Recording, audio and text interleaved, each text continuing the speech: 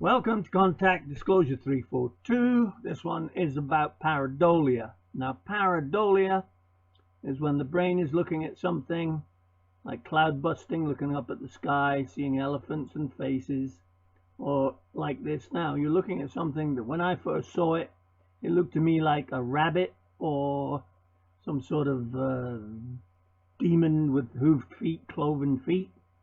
But of course, I looked at the size of it compared to the area around it, and it would be 100 feet tall. Although it's sitting down, it would be 100 feet or more, which is quite insane, really. But it's surprising how we are fooled by pareidolia. Pareidolia is very damaging to the anomaly stroke UFO community because no one gets more of a rise or gets more of a giggle out of putting down rubbish sites that put up pareidolia under the pretext of being an anomaly, something alien, something that's unexplainable, when in fact it's just simply the way the rocks and the shadows and the fact that we have never seen these things that we're looking at before, and our brain is trying to make sense of it all. And in doing so, we take it to the very nearest thing we can think of. And once you start doing that, you add an eye, a face, a nose, you've got a head, you then look for the body, then you look for anything else around it, and before you know what it is, you've slotted it into a memory in your mind, a pareidolic memory, a pareidolic image, and you start to convince yourself this is real. And in fact, the reality is it's nothing of the sort. There are endless sites out there putting up pareidolia, and they know full well, like this face you're about to see, there is no face there. It looks like a face, but it definitely is not a face. It's just the way our brains are making us feel about the image that we're looking at. We interpret what we're seeing, and the best thing we can come up with is the face. Stop.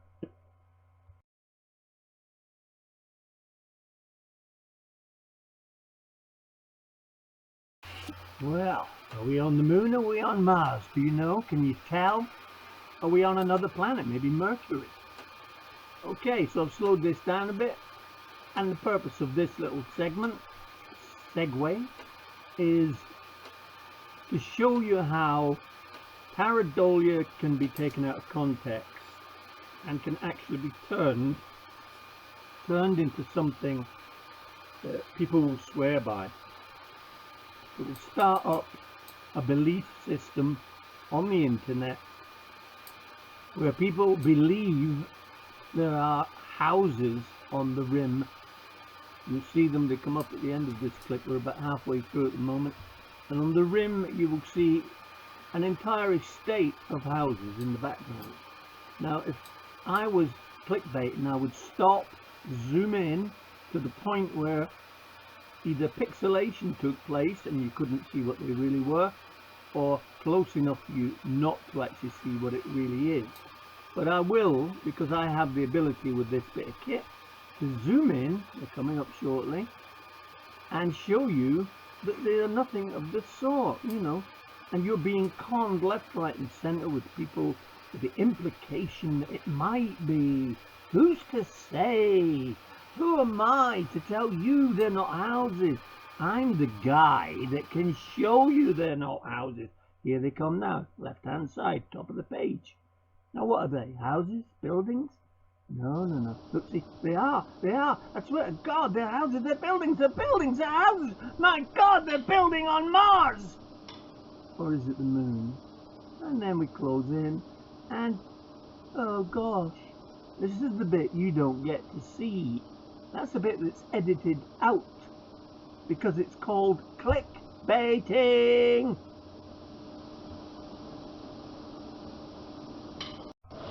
Okay, so what I'll do now is I'll just give you a classic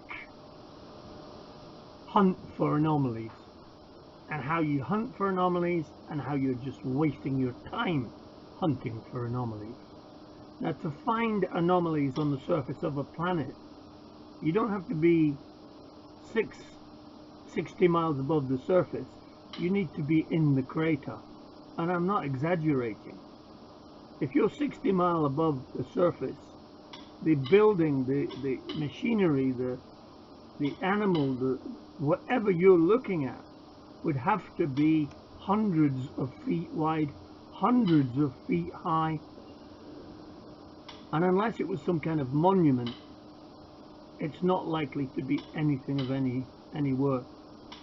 Now this is me hunting. I'm looking at this area. I'm quite a long way off. I know I'm not going to find anything, but I may see something that I want to zoom in on.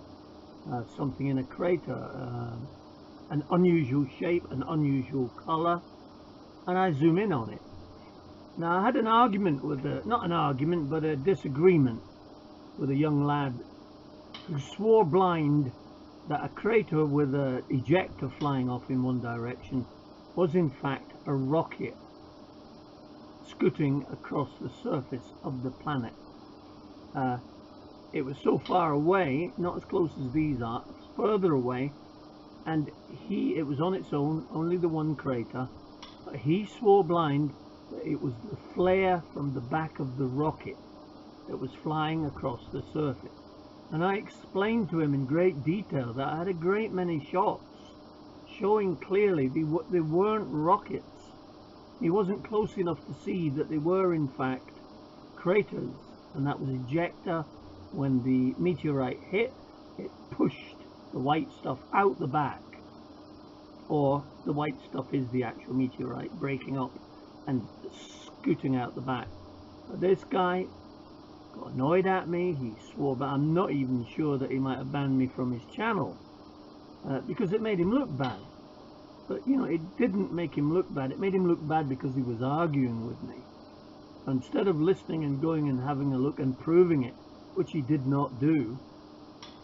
And I said to him, these are not rockets going above the surface. I wish they were, but they're not. They are craters. And you can see clearly how he would think wrong of it. He was determined, and he would probably swear for the rest of his life that he found a rocket. And maybe never ever know otherwise. But he, in his error, is teaching others to look in the same way, which is wrong. They're looking at it wrong. They're not getting the real facts. I have seen pictures by Crow777 of one particular craft going across the surface of the moon, and it flares out at the back, little jets, a burst of jets of power coming out the back, and that to me looked like a rocket that was moving. These things you see are not moving. Now, in a static picture, I mean, let's face it, I mean, these guys will put one picture up, one, and make an entire 20-minute video talking about the potential of it being A, B, C, or D, but always leaving you with this. You decide. Leave comments at the bottom. Don't forget to ring the bell, subscribe, and the unsaid, and send me some money, because it's always there.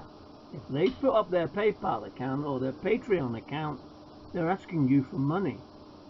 Now, if you're a mug and you feel like you want to go and help the channel doesn't need help. Everything the channel gets, any channel gets, is free. Doesn't cost anything.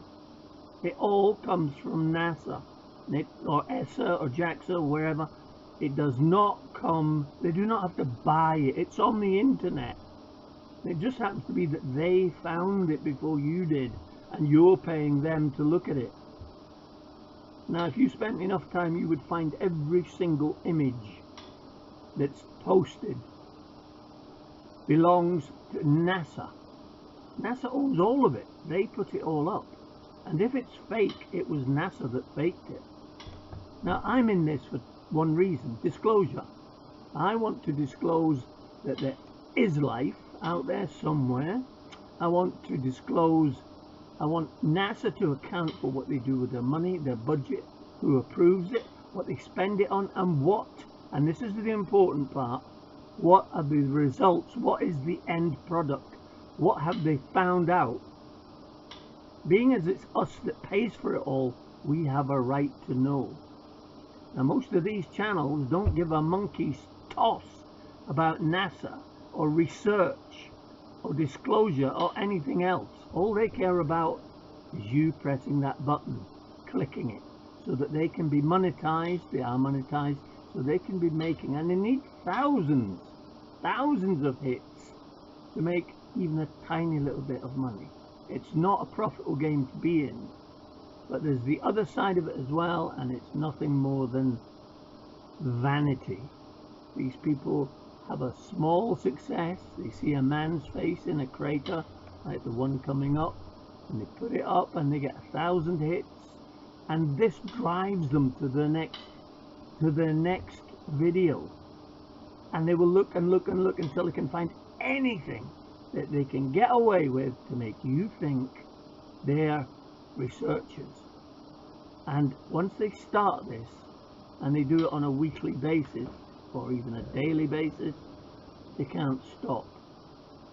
They can't stop because they know, or they're feared that their subscription, their subscribers are going to go away. They're going to lose them. Now, the head of the beast was Secure Team 10. The head's been chopped off, and those of us in the know what happened. I'm not going to talk about it, but he is still the head, whether we like it or not. Nobody got 2.3 million hits. He got sent more stuff than anyone else. He came out with more things than anyone else, and he was there at the very beginning. He did have a bit of fuckery going on, I know that, but you know, everyone does it apparently. I don't, although I have posted things that are iffy, so that means I don't know whether they're real or not. Like this stuff you're seeing now, to me it's all pareidolia in this particular instance. Other things I post though, I'm absolutely convinced that they are structures or images of, how shall we say, statues or monuments or something like that. And they're the most bizarre things to see. They really are. You think, well, all right, I see one of these things, or I can reach, really stretch and get you to believe it and press the button and subscribe to my channel and give me money and all that bollocks. But the next time you find one and it's equally as good, and the time after that, it becomes a point when you found 20 images of faces that you keep saying are pareidolia, but they're good faces. They're not vague, reaching, stretched out, pixelated rubbish. They are clear, 2 eyes, 1 nose, mouth, features, muscles in their face, chins, hair, and so on. Those are the things that we need explained. NASA should be explaining this to us. They should go, send a rocket, go to that area, have a look at the most prominent of these sites, and prove to us that A, it's just rocks, or B, yes, there is something there. It's not a great deal to ask considering the budget they get.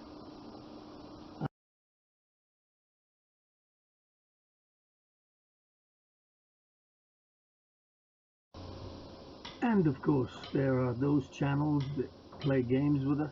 They zoom in, get closer, slowly closer and closer and closer, but there's a point that they cannot go beyond. They have to stop, leaving you with your imagination running wild about what that is. Is that something NASA's been up to? But they know they have you on the hook. You're gonna click the button, become a subscriber,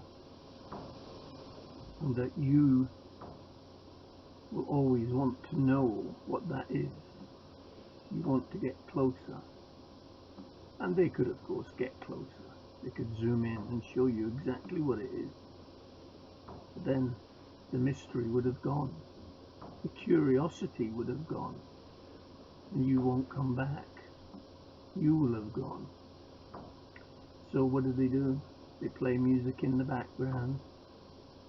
Music to get what? Disclosure? No. Music to do what? To do nothing other than get subscribers. Now they could zoom in. I can zoom in. Look. I can zoom in further and further. They daren't risk this, because if they do that, you will of course see that what you're looking at is nothing at all. Just mounds of stones or rubble or boulders from the impact of the meteorite. However, they know they've got you dangling on a string. You are desperate to know what that is, what's sitting in that crater. Is it something NASA put there? Did an alien build it? Is it old architecture? It's none of those things, and yet it could be, and that's what they're preying on, the fact that it could be something. Now, they should be made, if they have the facility, to go all the way in and show you exactly what that is. And it's either something or nothing, and if it's nothing, you should be allowed to see that, rather than be conned into them doing what they always do. They get to a certain point and then they gently pull back and take half an hour going back the way. And all this is doing is slowly padding out the video, filling it up with time, because time is money. Slowly pull back, slowly waste time, not too fast. There you go, and the minutes are ticking away and the clicks are going up and the revenue and the monetization is there, and they leave you with nothing. They do anything they can to waste time, drag it out. You listen to the music and you tell them what a great track it is, but you're not there for the music. That's not the point. The music is nothing whatsoever to do with what this is. This is about disclosure of other sentient beings.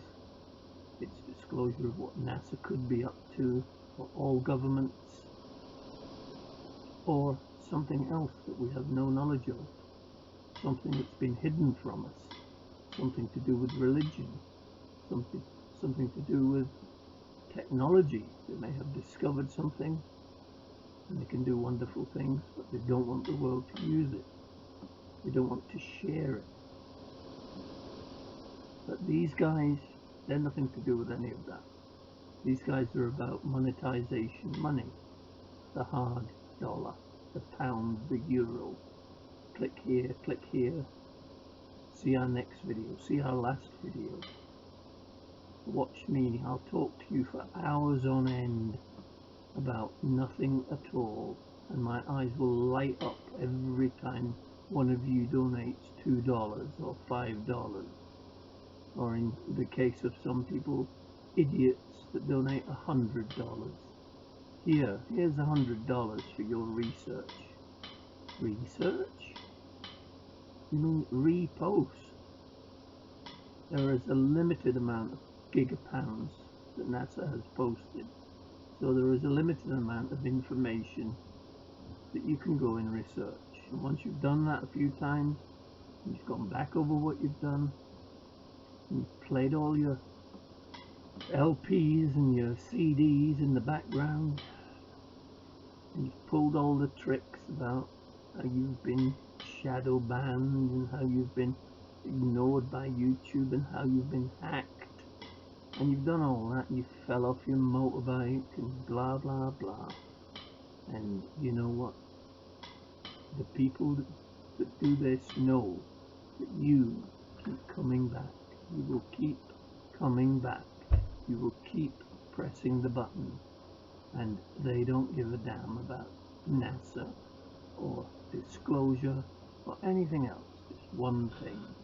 The dollar, the mighty dollar. They're making money, we just keep watching.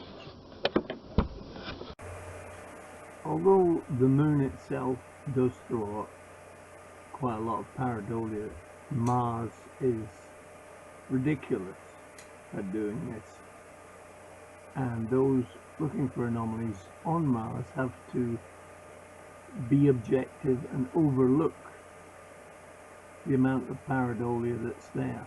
It's difficult to look for anomalies and not get sidetracked by what you're looking at. So what we're getting now is 7 out of 10 of the sites that are up are just showing you pareidolia. They know it's pareidolia, but they're trying to pass it off as an anomaly. They're hoping that you're going to be gullible enough to support them in what they do. Buy me a van, give me some money for a guitar, blah blah blah. We've heard it all before. There is no research going on as such. The only research is NASA or ESA or JAXA or that type of institution. Individuals can only look through existing photographs. You see the pareidolia you're looking at now. How many faces can you see? I can see at least 4. You can only look at the existing NASA photographs. There is nothing else. NASA footage, NASA images. There is no one else and nowhere else that you can go to examine footage of either Mars or any planet in our solar system. So it's no good pretending that you have a unique insight into anything, because you don't. All you have are NASA images that you're reconstituting over and over again in the hope you're going to find something that is a smoking gun. Now, I've heard this claim many times, yet none of it has stood up. Down the years, not one image can you bring to mind and say that's the smoking gun. Because no sooner is it seen the smoking gun than it unravels and it's taken apart and people explain what it is. So we live in hope that NASA will make a mistake and we'll find something, or that a whistleblower will come forward and tell us what's been going on, or NASA itself will be pressurized into folding and having to come clean about its activities, its budget, and what it's doing and why. And this is the important thing: why is it doing what it's doing? Why are they going out into space? Why are they going back to the moon? There is a reason for this. Why are they going to Mars? They're not going there to pick up rocks. There is a reason for it. Now we need to know, and that's disclosure. And if you're looking for disclosure, don't pretend that pareidolia is a disclosure. The two have nothing in common. They're nothing to do with one another. So please be objective and make sure you do the right thing.